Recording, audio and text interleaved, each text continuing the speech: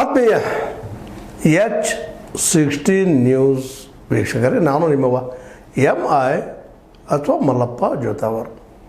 ಇವತ್ತು ವಿಶೇಷ ಯಾಕಪ್ಪ ಅಂತಂದ್ರೆ, ಇಲ್ಲಿವರೆಗೆ ಕರ್ನಾಟಕ ರಾಜ್ಯದಿಂದ ಪ್ರಧಾನಿಯಾದವರು ಒಬ್ಬರೇ, ನಿಮಗೆ ಗೊತ್ತಾಯಿತು, ದೇವೇಗೌಡರು ಅಂತ. ಇದು ಸಣ್ಣ ವಿಷಯ ಅಲ್ಲ. ಅದು ಯಾವ ಕಾರಣಕ್ಕಾಯಿತು, ಏನಾಯಿತು ಇಲ್ಲಿ ಮುಖ್ಯ ಅಲ್ಲ. ಕೇವಲ 16 ಜನ MP ಗಳನ್ನು ತೆಗೆದುಕೊಂಡು ಈ ದೇಶದ ಪ್ರಧಾನಿಯಾದಂತಹ ದೇವೇಗೌಡರಿಗೆ ಸನ್ಮಾನ ನಡೀತು ಈ ಬೆಂಗಳೂರಿನಲ್ಲೇ. ಆ ಸಂದರ್ಭದಲ್ಲೇ ಈ ಗಂಗಾ ಸಾಮ್ರಾಟ್ ಸ್ತ್ರೀ ಪುರುಷ ಅಂತ, ಗಂಗರು ದೊಡ್ಡ ಸಾಮ್ರಾಟರು, ದೊಡ್ಡ ರಾಜರು, ಕರ್ನಾಟಕ ಹೆಸರನ್ನು ಎಲ್ಲೆಡೆ ದಕ್ಷಿಣ ಭಾರತದಲ್ಲಿ ಹಂಪಿಸಿದವರು. ಅವರ ಹೆಸರಲ್ಲಿ ಕೊಡಮಾಡುವ ಈ ಗಂಗಾ ಸಾಮ್ರಾಟ್ ಸ್ತ್ರೀ ಪುರುಷವನ್ನು ಪ್ರಶಸ್ತಿಯನ್ನು ದೇವೇಗೌಡರಿಗೆ ಕೊಟ್ಟು ಸನ್ಮಾನಿಸಿದರು.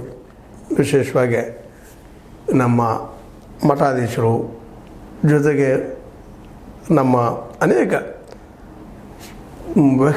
ಸನ್ಮಾನಿತ ವ್ಯಕ್ತಿಗಳು. ಅಂದರೆ ಇಲ್ಲೇ ಈ ಸಂದರ್ಭದಲ್ಲೇ, ಈ ಪ್ರಶಸ್ತಿ ಪ್ರದಾನ ಸಂದರ್ಭದಲ್ಲೇ ವಿಶೇಷವಾಗಿ ನೆನವರಿಕೆ ಮಾಡಿದ್ದು ಅವರ ಸಾಧನೆಯನ್ನು. ನಿಜವಾಗಿ ದೊಡ್ಡ ಸಾಧನೆ ಅಂತ ಈಗಾಗಲೇ ಹೇಳಿದ್ದೀನಿ ನಿಮಗೆ.